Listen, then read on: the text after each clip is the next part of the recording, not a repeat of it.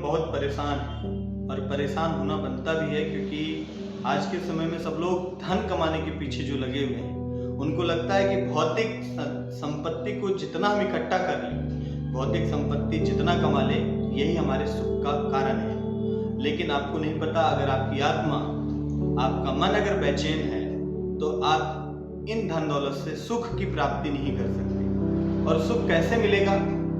सुख तभी मिल सकता है जब हम स्वाध्याय करें, जब हम पढ़ें, जब हम धर्म के प्रति रुचि रखें। एक बार एक ताले का चाबी खो गया, और जब चाबी खो गया तो चाबी बनाने वाले को बुलाया गया, और चाबी बुलाने वाले ने क्या किया कि बहुत ही आराम से 2-4 चाबियों को उसके अंदर घुसाया और एक चाबी फिट करके बनाते हुए उस ताले को खोल दिया।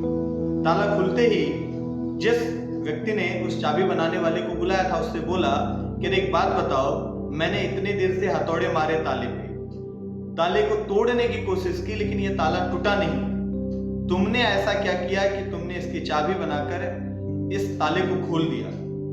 उसने कहा कि अरे आप इस ताले के ऊपर से प्रहार कर रहे थे, और जब ऊपर का बल इस ताले पे लग रहा था तो ताले की अंतरात्मा, ताले के अंदर जो कड़ियां जुड़ी हुई थी वो नहीं खुल पा रही थी, इसलिए ताला टूटा भी नहीं और ना ही खुला। लेकिन मैंने उसके अंतरात्मा को टटोला, उन कड़ियों को टटोला और उसे बड़ी आसानी से खोल दिया। ठीक इसी प्रकार से जब आप इस संसार में धन दौलत कमाते हैं और उससे सुख की इच्छा करते हैं, तो वह आपके शरीर मन के ऊपर का प्रहार है। लेकिन जब आप कुछ पढ़ते हैं, कुछ स्वाध्याय करते हैं, तो वह आपके हृदय में पहुंचकर आपके जिंदगी के उन कड़ियों को जोड़ता है, जिससे आपकी सुख की प्राप्ति, बेचैनी की समाप्ति, आपके अंदर शांति और इस मोह माया, इस भाग दौड़ भरी जिंदगी में सुकून का एहसास होता है। और वो दिल तक पहुंचने वाली सामान का नाम है अच्छी किताबें। मैं गीता जयंती जो भी चल रहा है उसकी आपको बधाई देता हूं और कहता हूं कि अपनी जिंदगी में गीता को एक बार अवश्य पढ़ें। गीता जयंती के उपलक्ष्य में ही अगर आपने जिंदगी में एक बार गीता को पढ़ा तो आप समझिए कि वो आपके हृदय तक पहुंचकर आपको वो सुख, वो अनुभूति प्राप्त कराएगी। जिस प्रकार से एक चाबी छोटी सी वस्तु होते हुए बड़े से ताले को खोल सकती है, उसी प्रकार से एक छोटी किताब, एक मार्मिक किताब, एक धार्मिक किताब, एक जीवन के रहस्यों को जीने वाली किताब। और गीता कोई धार्मिक किताब नहीं है, गीता जीवन जीने की एक पद्धति है। हम जीवन को कैसे जिए, हम जीवन में कैसे बने, हमारे जीवन में कर्तव्यों के प्रति, हमारे मूल्यों के प्रति, हमारे इस समाज और राष्ट्र के प्रति हमारा क्या महत्व है, हम इस समाज को कैसे बनाना चाहते हैं, हम अपने जीवन को कैसे बनाना चाहते हैं, हम इस जीवन को कैसे जीना चाहते हैं, यही तो गीता बताती है। और जब हम उसको सीख लेंगे, पढ़ लेंगे, तो हम जीवन के उन शांति को, उन रहस्यों को जान सकेंगे जिसके कारण हम बेचैन रहते हैं। आप जिंदगी में पैसा बहुत कमा लेना, धन संपदा से अच्छे घर बना लेना, सोने के लिए मखमली गद्दे लगवा लेना, लेकिन अगर आत्मा में अगर आपकी बेचैनी है, आत्म सुख नहीं है, तो आपको शयन शैया पर नींद नहीं आएगी। और उसी नींद को लाने का काम, उसी सुख को लाने का काम, उसी बेचैनी को दूर करने का काम गीता करती है।